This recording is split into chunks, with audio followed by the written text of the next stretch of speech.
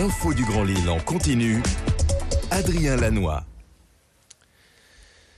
7h15 en direct, on est bel et bien ensemble au rendez-vous ce matin. Un peu de retard, mais nous voici en ce lundi 27 février pour la première édition de cette matinale avec vos prévisions météo. Bien évidemment, ce lundi, un temps très agité dans l'ensemble aujourd'hui. Des perturbations actives vont s'enchaîner dès ce matin avec quelques averses à craindre. Et puis un risque d'orage, surtout de fortes précipitations cet après-midi. Il y aura aussi du vent, des rafales parfois jusqu'à 90 km/h. Les températures, elles restent douces malgré tout avec 11 degrés de prévu pour les maximales cet après-midi. On en reparle avec vos prévisions complètes après ce journal. Sur les routes, l'image de l'agglomération en temps réel ce lundi matin. Soyez prudents et patients au volant.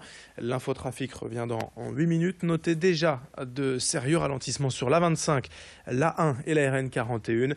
La fin des vacances scolaires, le retour des bouchons ce matin. On ouvre tout d'abord cette édition avec les chiffres du chômage au mois de janvier publiés par Pôle emploi. Et si le nombre de demandeurs d'emploi est resté stable en France, la hausse est bien réelle dans la région et le département. Plus 1,7% dans le Nord et plus 1% dans les Hauts-de-France le mois dernier. La région qui profite quand même d'une petite baisse du nombre de chômeurs depuis un an, moins 1,1%.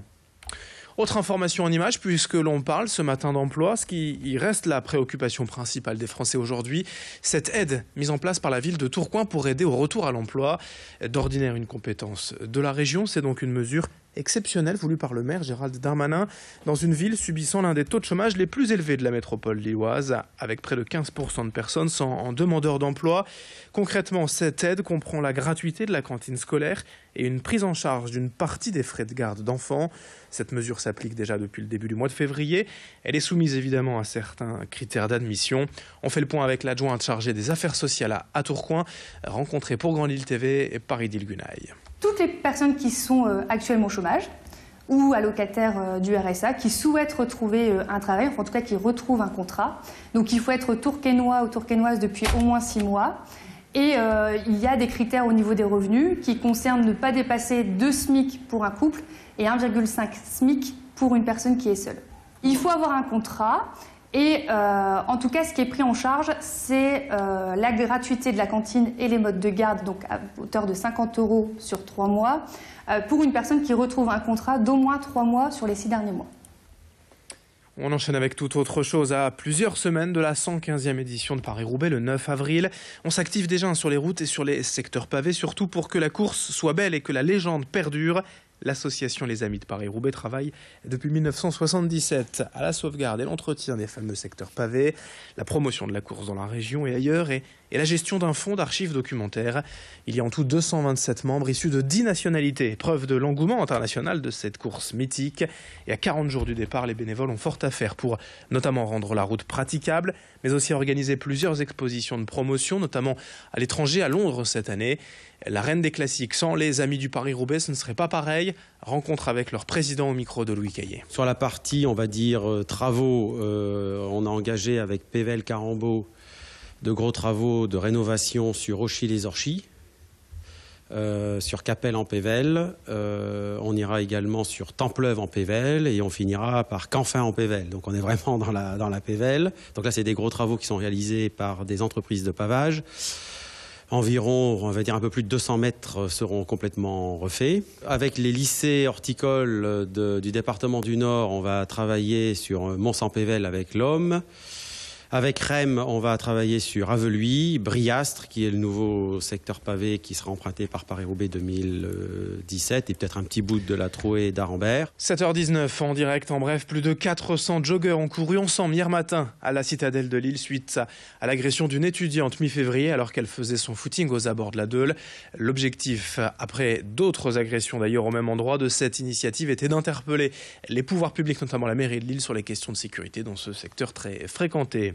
Autre info, un braquage et une course-poursuite samedi après-midi entre la Madeleine et Lille. Un homme et une femme se sont attaqués au Carrefour City de la rue Gambetta de la Madeleine, mais ont été pris en chasse à leur sortie par la police, puis finalement interpellés. 2 policiers ont été blessés lors de la poursuite.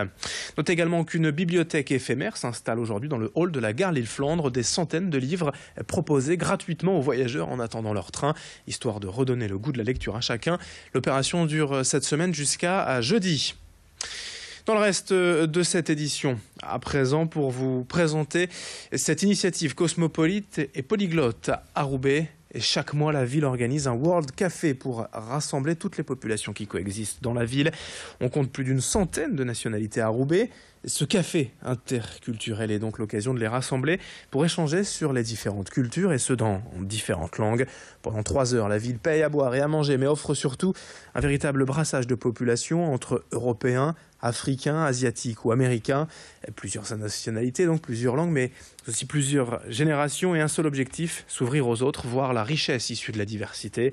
Vincent Vieillard était présent lors du dernier World Café la semaine dernière à Roubaix. Il a recueilli ces quelques témoignages. Le Roubaix World Café est ouvert vraiment à tout le monde, justement pour qu'il y ait des personnes plus âgées comme beaucoup plus jeunes qui puissent échanger sur des cultures et justement aller à l'ouverture de l'autre. Il y a une fois, on a eu une personne très âgée qui venait d'Espagne, mais d'un village d'Espagne très éloigné de la vie que nous on peut mener aujourd'hui. Et en fait, il avait appris aux personnes qui étaient là certains dialectes. Toutes les modalités, notamment du lieu de la prochaine édition sur Internet, sur roubaix.fr ou la page Facebook Roubaix Campus. Enfin, pour terminer, quelques images de l'ambiance du carnaval de Dunkerque. La bande des pêcheurs, c'était hier dans la cité de Jean Bart et en direct sur Grand Lille TV. Comme d'habitude, des milliers de personnes déguisées en à peu près tout et n'importe quoi ont défilé dans les rues, avec le traditionnel jet de hareng devant la mairie, puis sur la place Jean Bart, l'incontournable rigodon.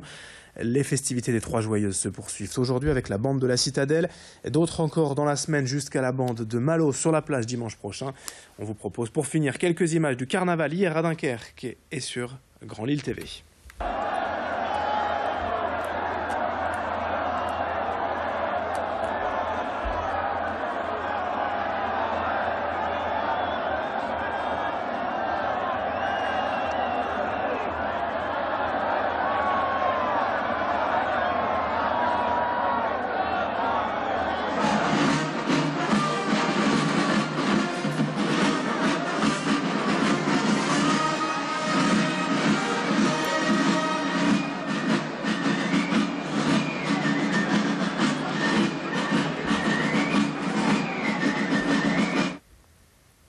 Le carnaval se poursuit cette semaine à Dunkerque, d'autres également dans la région, les carnavals de Bailleul, de Côte-Varzelde, même sur la côte d'Opale. Bref, 7h22 en direct sur Grand Lille TV ce matin. On enchaîne avec vos prévisions météo, là c'est beaucoup moins coloré. Aujourd'hui, on en parle dans un instant.